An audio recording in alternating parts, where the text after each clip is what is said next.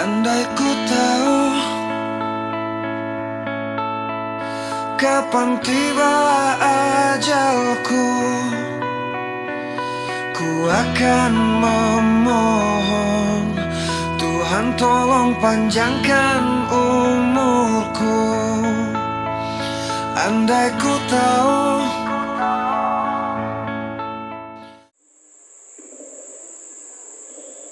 Bismillahirrahmanirrahim. Assalamualaikum warahmatullahi wabarakatuh.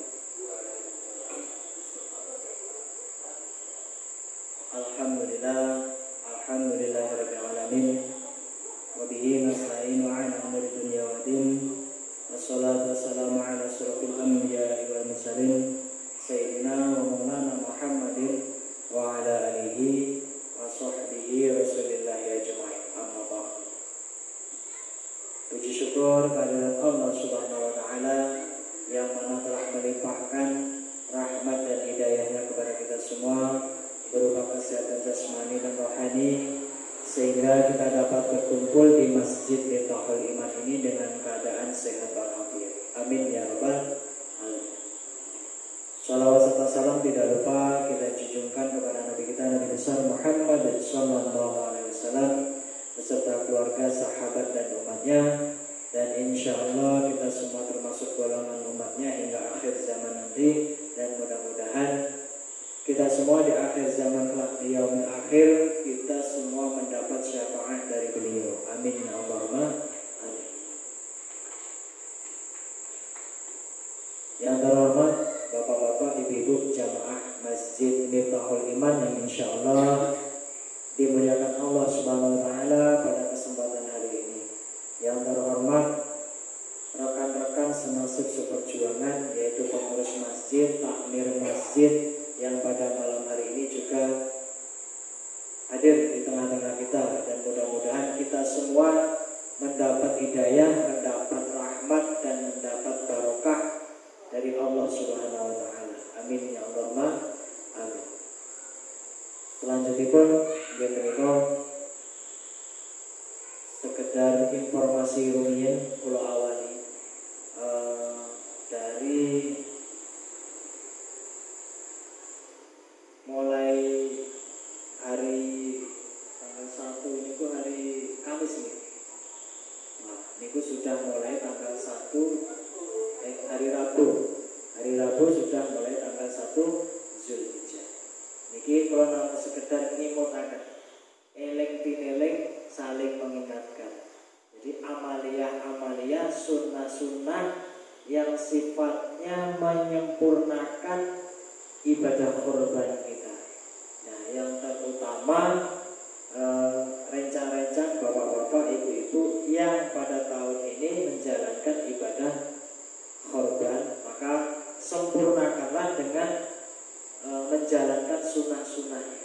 Nggih, mbok menawi sing kuat poso nggih, poso. Karena sejatinya puasa untuk sunnah puasa dari tanggal 1 sampai 9 Zulhijjah itu juga bisa digunakan untuk mengqadha puasa kita tahun kemarin. Jadi niatnya damel sunnah menjalankan ibadah puasa sunnah Zulhijjah mulai tanggal 1 sampai tanggal 9 juga bisa dipakai untuk mengqadha puasa-puasa Ramadan kemarin sing bolong-bolong. Biasanya ibu-ibu sing akeh bolong. Cuman kebetulan diwakili oleh Mbah Nini sama Mbah Budi Sobo. Maka sejatinya pahalanya yang paling gampang itu sebenarnya yang paling murah ibadahnya menika poso. Orang enggak banyak materi yang kita keluarkan, hanya sekedar tenaga yang kita keluarkan. Tapi ya sahur ya butuh materi saja. Ya masak, ya tetap materi. Tapi intinya ibadah yang paling mudah kita amalkan menika puasa. Selain puasa Zulhijjah, kita juga dapat pahala puasa untuk mengqadha puasa-puasa tahun-tahun lalu.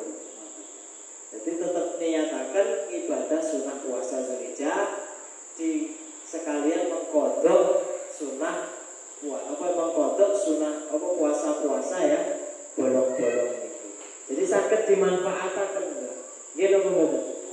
selain pahalanya puasa Zulhijjah juga dipakai untuk pahala membayar kodok puasa yang bolong-bolong.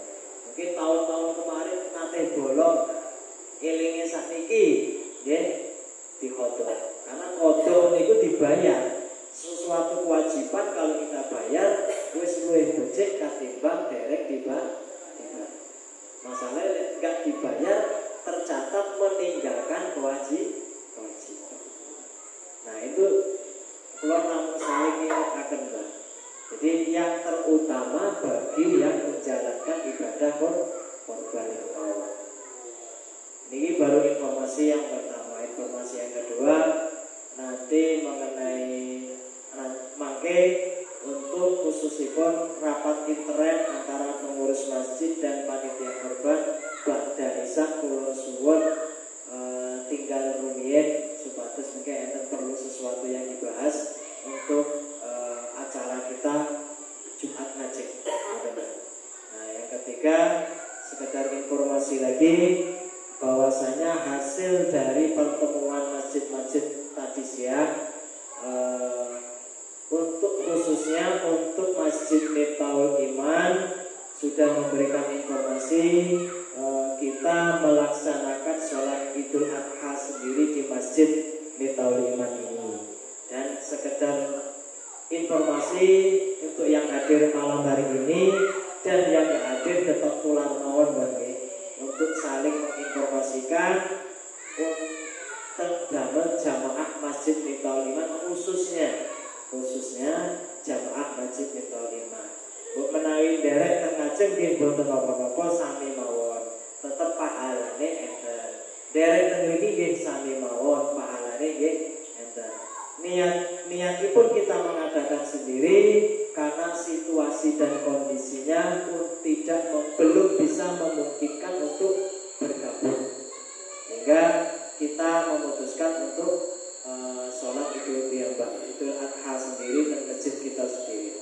Kemudian sekedar informasi, bukan berarti kita memecah belah umat. Untuk sementara ini situasi dan kondisinya kita masih coba untuk ikut sholat Id sendiri, Pak. Terus sebatas nggak ada salah paham. Jadi wow pun kalau sampai ini tidak ada niat apapun, hanya melihat situasi dan kondisi saat ini.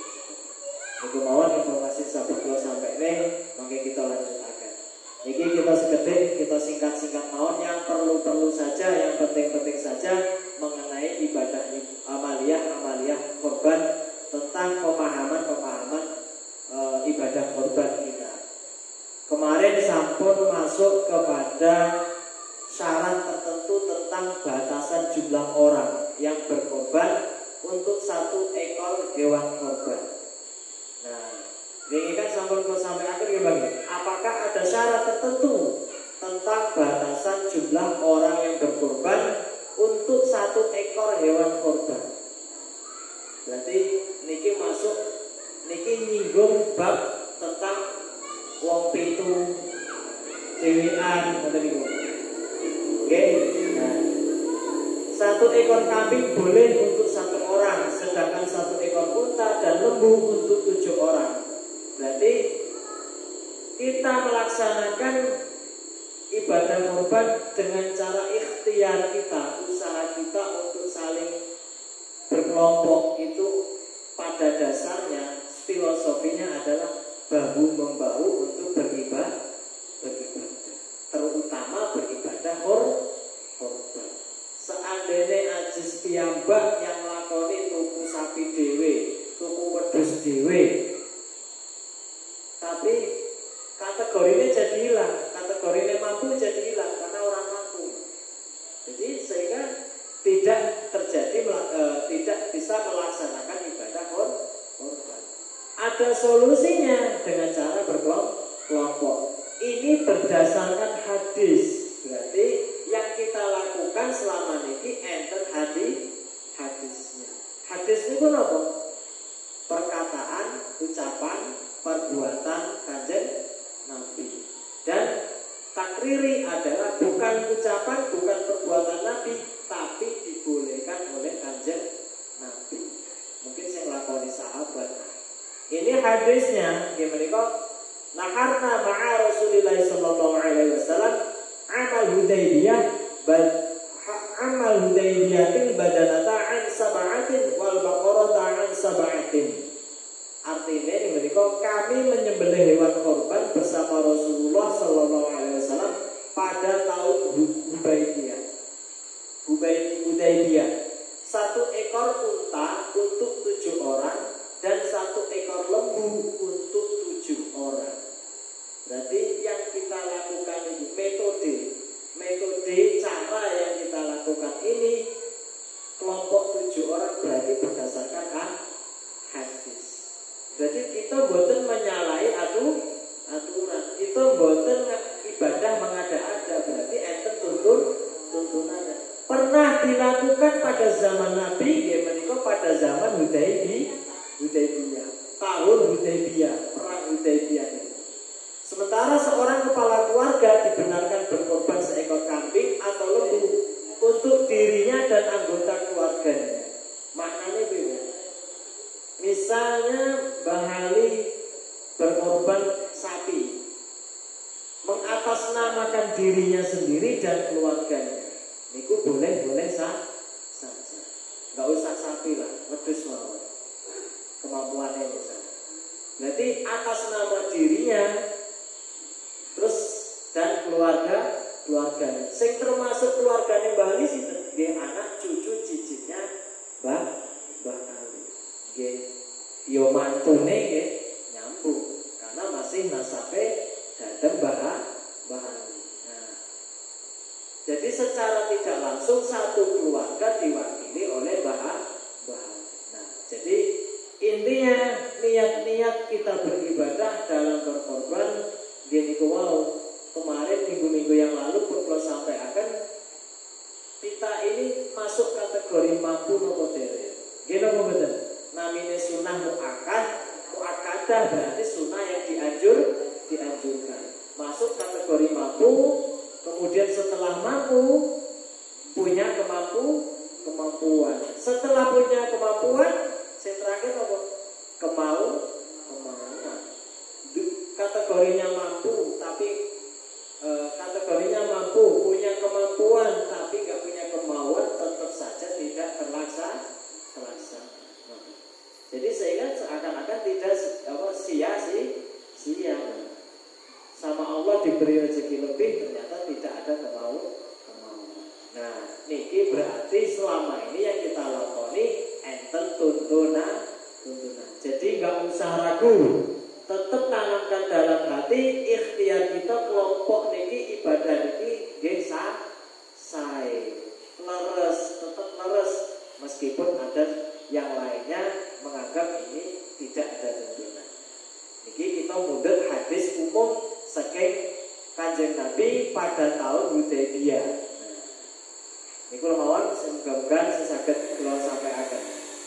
Selanjutnya nggih yang ke-15, apakah boleh menyembelih hewan bercacat dan berpenyakit?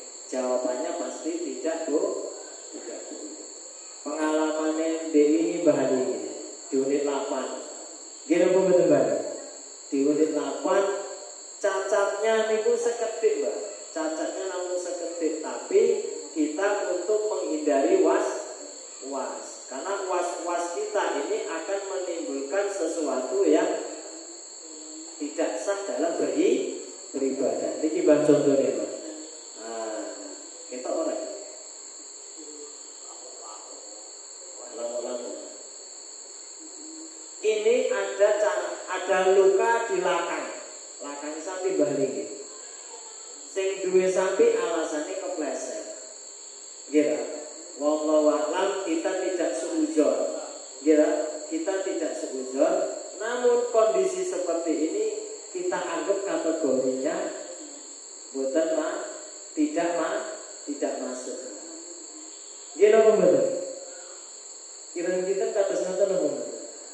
Karena untuk menghindari was-was kita. Iki cacatnya cacat penyakit, apa memang cacat luka, apa cacat jatuh, cacat disengaja atau tidak disengaja.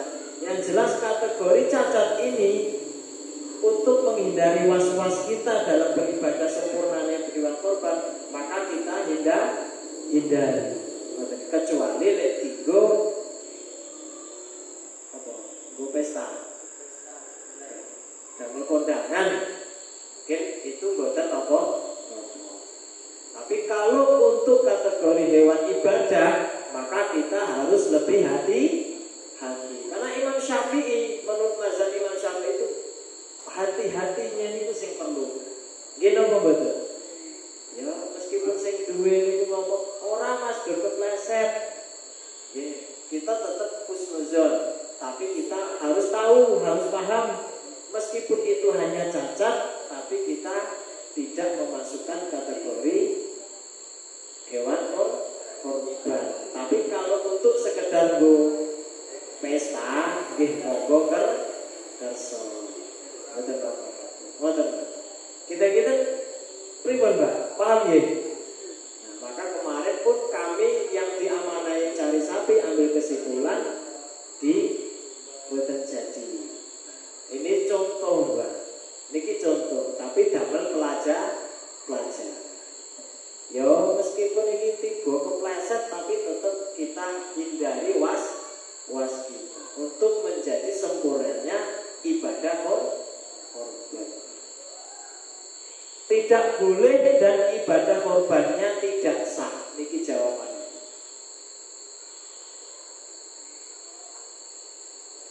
Jawabannya gitu. Apakah boleh menyembelih hewan bercacat dan berpenyakit? Meskipun lukanya jatuh lecet, itu cacat apa boten? Kategori ini cacat. Misalnya sing duwe sapi mulai ngaret, arite lali kecantol bubute. Niku termasuk kategori cacat apa boten? Maka dalam hadis ini tidak boleh. Meskipun seperti itu tadi kondisinya. Gini betul. Nah, anil Bara'i bin Azib anna Rasulullah sallallahu alaihi wasallam su'ila mada taqa min ad-duhaya. Dari Al-Bara' bin Azib bahwa Rasulullah sallallahu alaihi wasallam ditanya, hewan korban apakah yang mesti dihindari? Hewan korban apakah yang mesti kita hindari? Ini berarti masuk kategori jenis hewan. Rasulullah SAW menunjuk dengan tangannya seraya berkata ada 4. Al-Bara' mengisyaratkan dengan tangannya. Ketika ia meriwayatkan hadis ini seraya berkata, tanganku lebih pendek daripada tangan Rasulullah. 4 jenis cacat hewan tersebut adalah hewan yang menderita sakit pada kaki. Sakit tersebut sangat jelas hingga tidak mampu berjalan mengikuti hewan lain. Hewan yang salah satu matanya buta, hewan yang menderita suatu penyakit, dan hewan yang sangat kurus hingga tidak memiliki tulang sumsum. Sebenarnya hewan niki wau yang kita tunjuk niki wau. Nah, masuk dalam kategori 4-4-nya napa mboten? Niki. Raketok ya. Raketok. Dari hadis yang kita baca tadi, dari 4 yang dimaksud dalam hadis ini masuk kategori apa mboten iki? Mboten dong. Karena dalam hadis menunjukkan 4 jenis cacat hewan tersebut adalah hewan yang menderita sakit pada kaki. Berarti bu pincang, bu borongan, atau sikile tugel, amit ngoten wae, atau dingklan. Sakit tersebut sangat jelas hingga tidak mampu berjalan mengikuti hewan lainnya. Intinya jalannya bukan normal. Hewan yang salah satu matanya buta. Jelas ya kalau matanya buta. Berarti udah 2. Hewan yang menderita suatu penyakit dan hewan yang sangat kurus hingga tidak memiliki tulang sumsum. Masuk kategori hewan yang menderita sesuatu penyakit. Niki banyak sakit luka, nopo sakit kulit, gitu. Nah, niki masuk dalam kategori hewan yang cacat. Untuk menghindari supaya kita nggak was-was, maka kita hanya ibadah korban. Lek pas arep ewuh monggo kerso, boleh, enggak dilarang. Asalkan kita yakin niki hanya sekedar luka biasa. Kita mudeng banget. Jadi untuk pelajaran kita tahun depan mbok menawi enten amanah golek sapi meneh, berarti kita harus lebih hati-hati. Niku Mbak, niku mawon. Nah, selajengipun nggih menika 16, apakah perkara-perkara yang dianjurkan bagi orang yang akan berkurban? Salah satunya di awal kemarin kula sampaikan, berarti perkara-perkara yang dianjurkan. Salah satunya nggih menika bagi orang yang akan berkurban jika telah memasuki tanggal 1 Dzulhijjah disunatkan agar tidak mencukur rambut dan tidak memotong kuku hingga ia menyembelih hewan kurbannya. Maksudnya pripun? Tidak mencukur rambutnya sing kurban, nopo rambutnya hewan kurbane? Ayo. Hewannya apakah orangnya yang akan berkorban? Maksud hadis ini. Padahal podo-podo rambutnya, manusia yang duwe rambut, hewan korban nggih gadah rambut. Hewan korban ya duwe kuku, sapi duwe kuku banyak. Gadah lah, kuku kambing gadah lah. Nggih lah, kuku kambing gadah.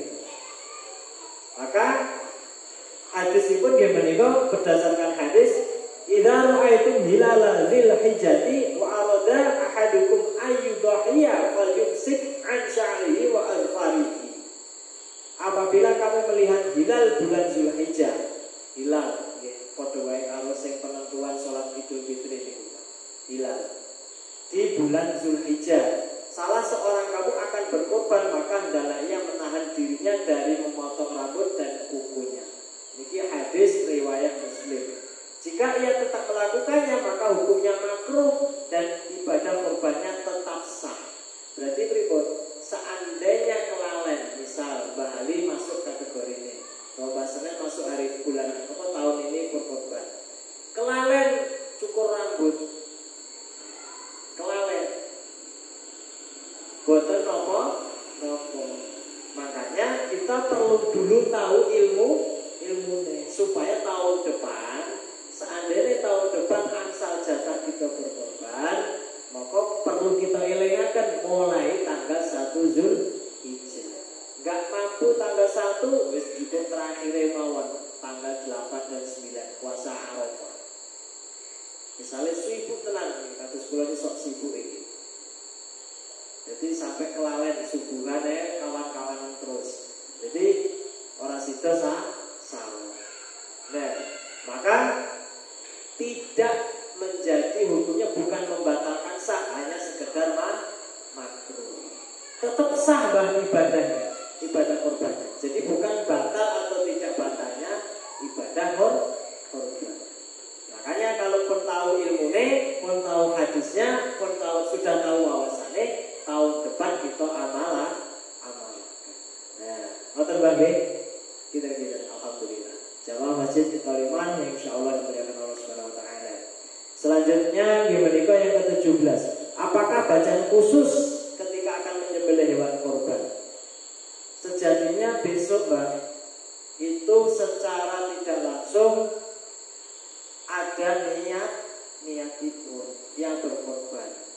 Sebenarnya hanya mengucapkan Bismillahirrahmanirrahim, Allahumma minka walaka. Ngoten mawon pun cukup. Nah, artinya dengan nama Allah dan Allah yang Maha Besar, ya Allah, darimu dan untukmu.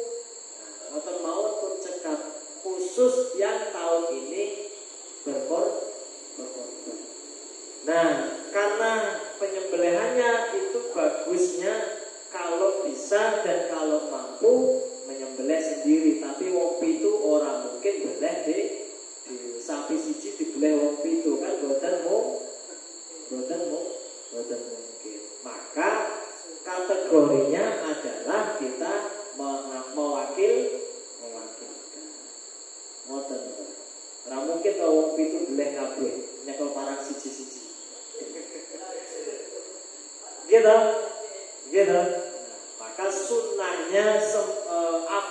Afdolnya itu ya luwih becike lah, luwih apik.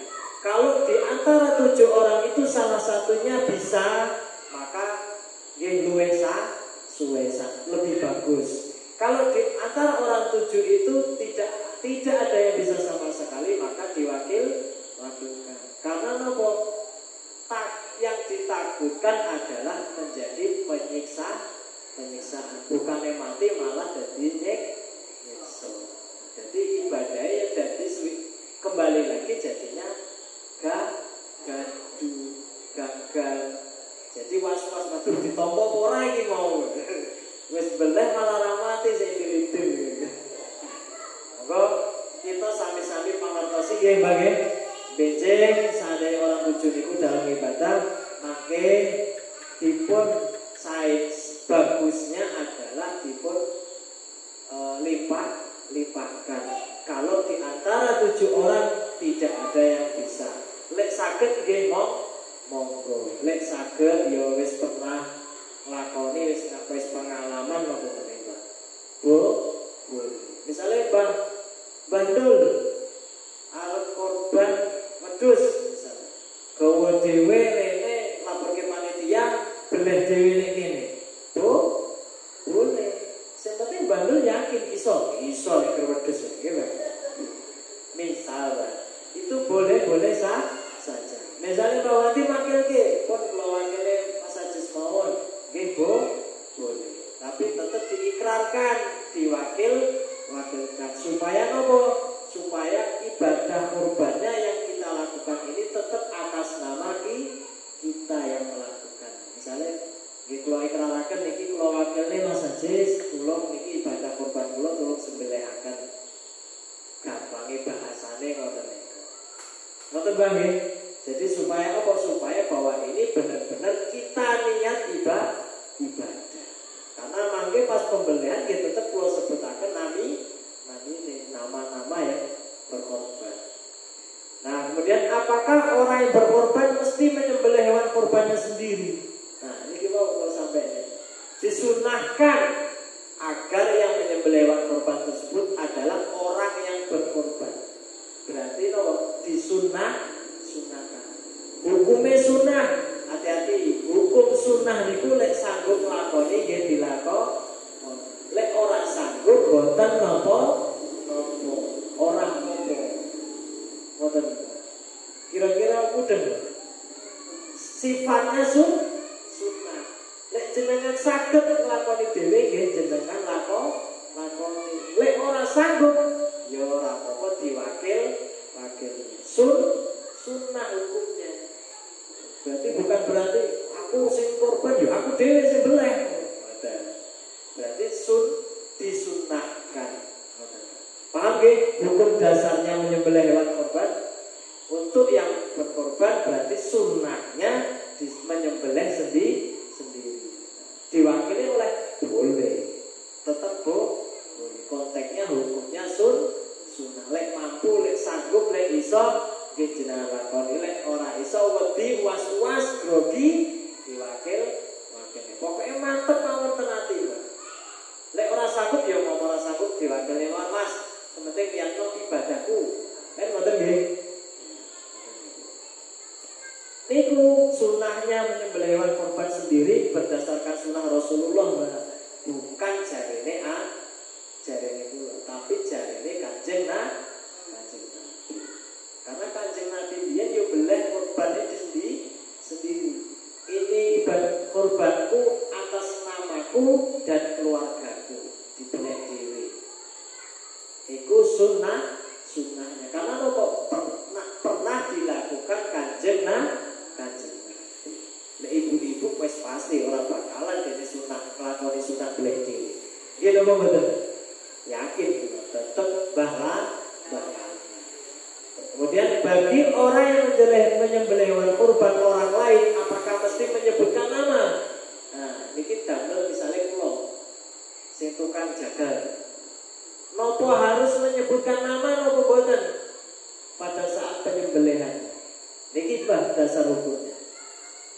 Tidak mesti menyebutkan nama orang yang berkorban. Karena niat orang yang berkorban itu sudah mencukupi. Napa? Karena hadis di atas tadi hanya cukup Bismillahirrahmanirrahim, Allahumma minka walaka. Ya Allah, dengan namamu yang maha besar, ya Allah, ini darimu dan untukmu. Berarti niatnya kita damel diri kita lan damel Allah niataken nggih menika ibadah lillahi ta'ala. Jadi ya sudah perlu sebut nama. Lek disebut nama boleh apa mboten? Boleh saja. Lebih mantep iki ibadahe Mbah Ali. Niki korbane Mbah Manto, niki korbane Mbah Pati, niki korbane Mbah Wati. Iku lebih mantep meneh. Ngoten. Niku secara umum ya. Kita paham gak bae? Nah, mudah-mudahan saged dipahami. Lek diwacane hadisnya dawa iki. Ana Rasulullah sallallahu alaihi wasallam dzabaha yaumal 'id kabasyain tsumma qala hina wajhahuma inni wajhatu wajhiya lillazi fatara samawati wal ardh hanifan wa ma ana minal musyrikin qul inna sholati wa nusuki wa mahyaya wa mamati lillahi rabbil alamin. Nah, doa itu sesungguhnya sesungguhnya Rasulullah SAW menyembelih 2 ekor domba pada hari Idul Adha. Ketika beliau menghadap 2 ekor domba itu, beliau mengucap, sungguh aku menghadap wajahku tadi. Inna sholati wa nusuki wa mahyaya wa mamati lillahi rabbil ibadahku, uripku, matiku damel Gusti Allah. Jadi cukup ngoten mawon pun saged. Kita lagi. Jadi lek disebut, kalau mau disebut namanya boleh, luwih mantep. Enggak disebut juga tidak apa-apa. Niataken lillahi ta'ala. Kemudian lanjut itu menika, apakah orang yang berkorban mesti menyembelih hewan kurban sendiri wae? Apakah orang yang berkorban boleh makan daging hewan kurbannya? Ini masuk kategori sing dimasak. Kita contohkan. Oke, kita ambil contohnya. Apakah orang yang berkorban boleh memakan daging hewan korban? Jatahe sing korban, apa oleh makan hewan korban? Jika korbannya itu adalah korban wajib, seperti korban nazar, maka ia tidak boleh makan. Niki bentene korban nazar kalih ibadah korban itu. Kalau korban nazar, misalnya kalau aku lulus PNS motong kambing, berarti dia menyembelih ibadahnya ibadah korbannya ini nazar janji. Kalau nazar seperti itu maka tidak boleh. Tapi kalau dalam konteksnya apapun demikian, dengan orang-orang yang wajib ia nafkahi, semua hewan korban itu wajib disedekahkan. Niki maksudnya sing bersifat nazar. Jika korban itu adalah korban sunnah, maka orang yang berkorban itu dianjurkan agar memakan sebagian dagingnya. Bahkan afdal baginya untuk memakan 1 suapan dari daging korbannya itu untuk mengambil berkah dari ibadah korbannya. Berarti intinya yang melakukan ibadah korban boleh memakan daging korban. Berarti lek dimasak dipangan oleh. Kita paham banget. Kalau ibadah korban itu kan sunnah muakkad. Tapi kalau ibadah nazar berarti wajib. Ibadah nazar itu sumpah. Misalnya kalau aku duwe anak wedok motong sapi. Nek aku duwe anak wedok motong sapi. Kalau begitu ketekan tenan karo Gusti Allah diparingi anak wedok, ya nglakoni nazar motong sapi berarti ora entuk mangan sak anak bojoku. Ben di sedekah. Ngoten. Jadi misalnya dimasak ning omah terus kok dipangan Mas, duduhe wae. Duduhe mawon. Ora samane daging, duduhe wae. Duduhe kuwae. Jadi kalau nazar tidak boleh, tapi kalau sunnah boleh, termasuk kata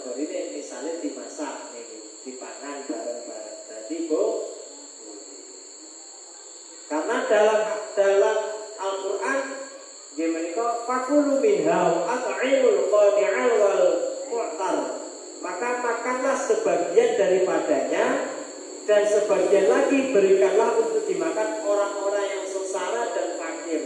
Berarti kategori yang mendapatkan hewan kurban, daging kurban, termasuk salah satunya nggih menika kategorinya fakir miskin, yang termasuk kemarin dapat amil zakat fitrah niku nggih termasuk kategorinya. Angsal sedekah hewan daging korban. Wis enggak jauh beda. Kategorinya tetap sama dengan orang yang mendapatkan zakat. Lah terus sing mampu-mampu ngene iki oleh ora, Bang? Misalnya lingkungan boleh kok entuk apa ora? Boleh saja karena niatnya bersedekah. Ibadah. Misalnya wis suwi ora nek pesta wis ora makan daging meneh jare Mbah Wandi. Wis ra seger iki mumpung nek daging kurban Mas. Niku mawon riyen salah satunya mudah-mudahan saged bermanfaat damel kita sedaya. Khususipun damel kula piyambak nambahaken wawasan mangke setelah kita jalani ibadah kurban